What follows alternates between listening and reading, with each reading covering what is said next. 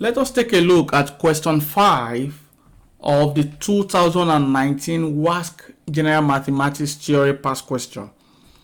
The question says 3 red balls, 5 green balls, and a number of blue balls are put together in a sack. One ball is picked at random from the sack. If the probability of picking a red ball is 1/6, find the number of blue balls in the sack and the probability of picking a green ball. Okay, the first thing is this question is under the topic called probability. Okay, now let us analyze this question right now. It says 3 red balls. We have 3 red balls, so I'll say number of red balls. Okay, number of red balls equals to 3. Then we can say number of green balls, okay, equals to 5. And then they said a number of blue balls. We do not know the number of blue balls, so I can say number of blue balls. I can call that Y. Okay, number of blue balls, I can call that Y. So that means if you take a look at this, we do not know the total number of balls. Okay, we do not know the total number of balls. I can just put right here, I can say total number. I can say total number of balls. Okay, total number of balls. I can call that Z. To just make it easier. Okay, now the question says if the probability of picking a red ball is 1/6, that means we've been given an information right here, a very vital information right here. Okay, we've been given a vital information right there. If the probability of picking a red ball is 1/6, take note, we do not know the total number of balls. That's why we represented it as Z. Okay, but we've been given an information that says the probability of picking a red ball is 1/6. So we should be able to use this to calculate the total number of balls before we go ahead to solve question A and B. Okay, so now what we can do right here is let us write out the formula for probability. Okay, we know that probability equals to number of required outcome over number of total outcome. Okay, the number of total outcome is the number of balls, which we represent as Z right here, which we don't know right now. Okay, but according to the question, we have been told that the probability of picking a red ball is 1/6. So that means if I want to solve this, I can say probability of picking a red ball, we have been told, is 1/6. Okay, so that means that I can use this formula right now that says probability equals number of required outcome over number of total outcome. Okay, now probability of red ball is 1/6, so that means in place of probability right here I will say 1/6. Okay, equal to number of required outcome. That means for me to have said that the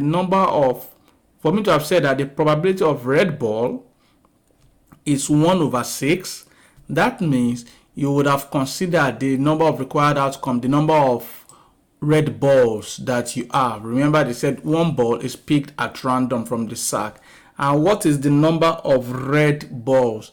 Number of red balls right here is 3. You have been told that we have 3 red balls. Okay, so that is the logic right here in answering this type of question. So that means that the number of required outcome is going to be 3. Again, take note of what we are doing. We are using this formula that says probability equals to the number of required outcome over the number of total outcome. Okay, what is the probability for red ball? We have been given is 1/6. So I put that right here, 1/6. Now equal to what is the number of required outcome of that red ball? Number of red balls that we are given is 3. Now over number of total outcome. The number of total outcome is the total number of balls. Is the total number of balls. And take note, according to the question, we do not know the total number of balls. But I already said right here, let the total number of balls be z. Okay, total number of balls is z right there. Then I can say the total number of balls is z right here. Okay, very good, guys. So in this case now I can find z, right? So what am I going to do? I can cross multiply. Okay, so this is going to give me z times 1 is going to give me z. Okay, and 6 times 3 is going to give me 18. Very good, guys. So I can say therefore total number of balls, okay, equals to 18. Very good, very good. Because if you take a look at the first question is asking us to find the number of blue balls in the sack, and we already said number of blue balls, let it be y, right? And before we can be able to get the number of blue balls, we need to get the total number of balls. So that means in the sack you have red ball is 3, green ball is 5, blue balls we don't know, right? So but now that we have calculated the total number of balls to be 18, okay, then in that case I can say therefore number of blue balls, okay, number of balls is going to be what? That's going to give you total number of balls, right, which is 18 minus, right, minus the number of red balls, right? That means you're going to add the number of red balls and green balls, and then you subtract it from the total number of balls. So number of red ball is 3, green ball is 5. So I will come down right here, I will say 3 plus 5. Take note of what we did. We already found the total number of balls. How did we get that? We got that using the probability of red balls, 1/6 that we have been given. We used that, right? So we were able to get the total number of balls to be 18, right? Now, but in the sack, you were told that red ball is 3. Red ball is 3. Green ball is 5. But now your total is 18. Okay, how do you get the blue balls? All you have to do is add these two together, right? 3 plus 5, and then subtract from 18, which is what we are doing right now. So that means I'm going to have 18 minus 3 plus 5 is 8. 3 plus 5 is 8. Okay, so in that case 18 minus 8 is going to give us what? Is going to give us 10. So that means we have number of blue balls is 10. the number of blue balls is 10. Very easy, guys. I hope you all understand this concept right now, this solution. Now let us look at the second question. The second question says that we should calculate the probability of picking a green ball. Now we want to pick a green ball. Okay, now remember your formula for probability again.